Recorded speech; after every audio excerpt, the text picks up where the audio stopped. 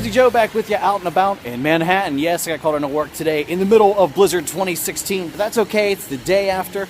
As you can see behind me, still got lots of snowdrifts in Manhattan. Over 2 feet of snow.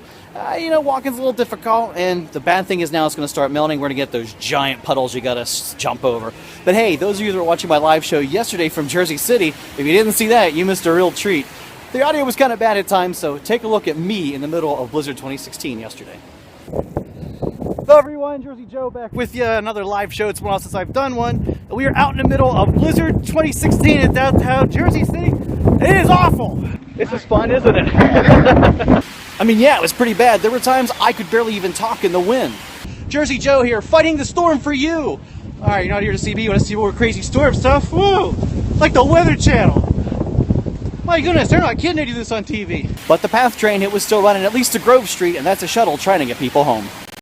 Park bench buried, Starbucks closed, bar open. You know the best part of this is? The bar is open. It might be cold, the bar is open.